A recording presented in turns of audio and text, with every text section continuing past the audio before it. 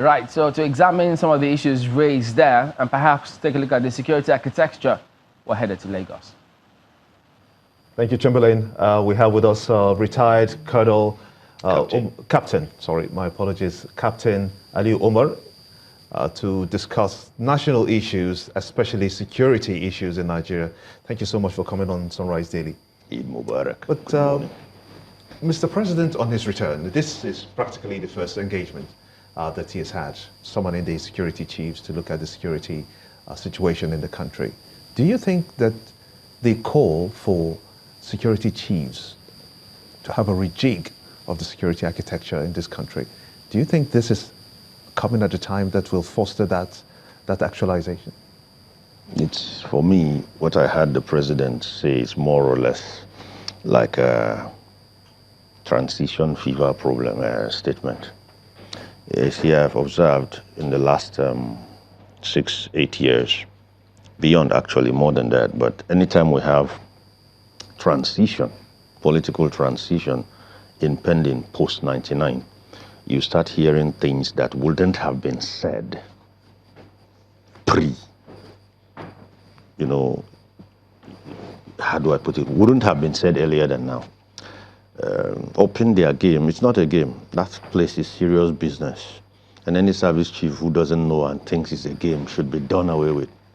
That place is a battleground. It's not a game. Okay? So I don't know where the game thing came from. It's not a game. It's serious business.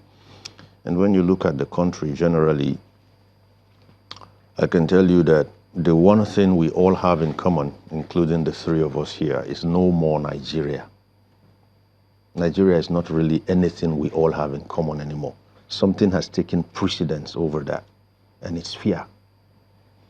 The one thing 170 million Nigerians have in common on my database right now is fear, insecurity. Pick any state right now, and I'll tell you off my fingerprints, off my fingertips, what the fears are. And they are trending. They are not past. They're not future, they are trending. So we just sit like sitting ducks. We don't know what's going to happen, when, where next, or who. It could be anyone. But you know, someone will tend to disagree with you because the government, as a matter of fact, in the case of Zamfara State, deployed military personnel there, deployed Air Force support also there to try to get out the marauders, and that has largely succeeded. Yeah. That has largely succeeded, but let me promise you that the dead still remain dead. And the victims who were unfortunate not to have died are still just as scared as anyone driving on Abuja-Kaduna Road, are just as scared as anyone living in the same villages where the military are in Zamfara. And the reason is simple. We have seen scenarios where the military is so close by you can smell their armpits, and 200 people are plundered, and they are waiting for authorization from the commander-in-chief to swing into action. This same commander-in-chief needed no authorization to swing into action when the Cameroonians came into our territory sometime in the 80s. He had to actually even be heeded, or he had to actually heed the president's callback somewhere along 30 kilometers to Yaoundé. So I tell you, the one thing, whether we admit it or not, that we all have in common right now is fair. Captain Umar, what you're saying right now, are you implying that the apparatus we have has failed? I'm not implying, I'm saying so. Why? Neota, if you lived in a house for 58 years, do you need common sense to renovate it? If you don't, one of two things will happen. It will either collapse on you or your children will. The system, the institutions, we call our nation's institutions. For me, in my playground, security and intelligence are antiquated to our young ones. As you speak with me, I'm not a youth. If I was still in service, I would have been an elder in service today.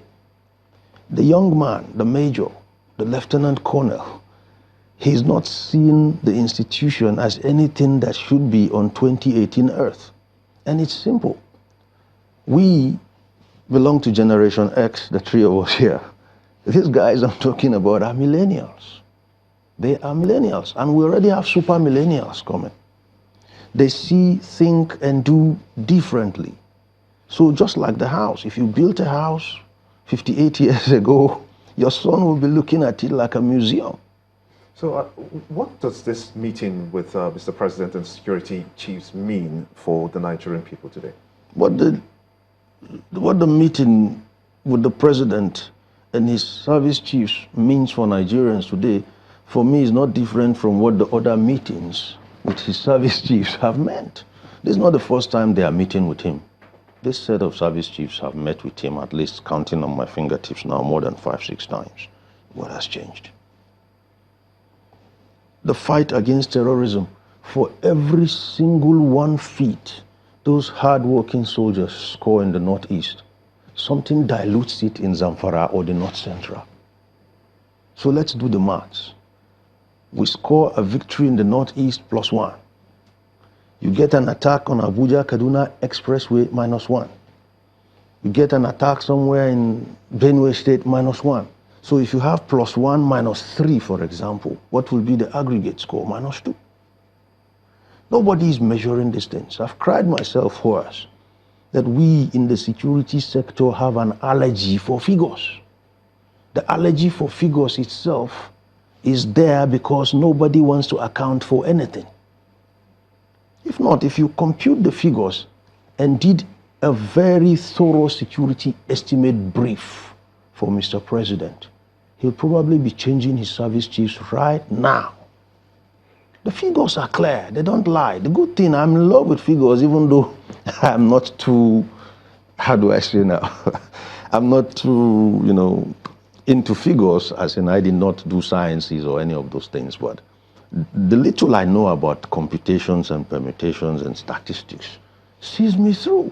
If you can't measure anything, you won't control it. If the president were to change the security chiefs, what difference will it bring? Well, let me tell you something about changing service chiefs. Changing service chiefs for me is not about because you are the greyest general or the eldest, no. It's just about saying, hey, what can you do to solve our problems? That's a basket full of fruits. Which one can you eat? How long will it take you to consume it? And what resources do you need to do that? You're going to write me your scripts, and as your commander-in-chief, I'm going to hold you to it. Okay, so that means I can measure your performance, I can cut my losses if I have to, and not just sit and wait it out until you die or reach retirement before I can change anything. Don't forget, expensive people are dying. What I mean by expensive people is, if you know how much it takes to recruit a private soldier right through when he's good enough to graduate from depot, and then one cadet, then add all the salaries he earns up to that point he's killed.